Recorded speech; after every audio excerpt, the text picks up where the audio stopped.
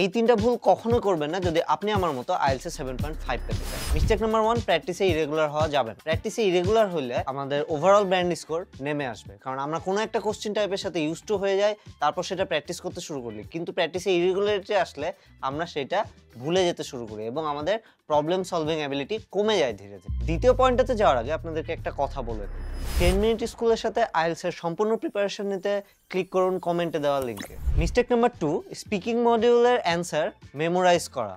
এই অ্যান্সার যখন আমরা মেমোরাইজ করে ফেলবো এবং সেটা যখন আমরা রিয়াল টেস্টে বলতে যাব, তখন আমরা অনেকটা রোবোটিক টাইপের হয়ে যায়, আমাদের কথা ভালো শোনায় না, এটা অনেকটা এক্সপ্রেশনলেস হয়ে যায়। এইটা ফিক্স করার জন্য আমরা রেগুলারলি আমাদের স্পিকিং পার্টনারের সাথে র্যান্ডমলি টপিক পিক করে কনভারসেশন ক্যারি আউট করব, যার ফলে আমরা ফাইনাল এক্সামেও আমাদের ফ্লুয়েন্সি ধরে রাখতে পারবো। মিস্টেক নাম্বার 3 হচ্ছে আমরা কোনো একটা অ্যান্সার না পারলে আমরা সেই অ্যান্সারে আটকে থেকে যাই। এটার ফলে কি হয়? এটার ফলে আমরা নির্দিষ্ট সময়ের মধ্যে ফুল অ্যান্সার করতে পারি না।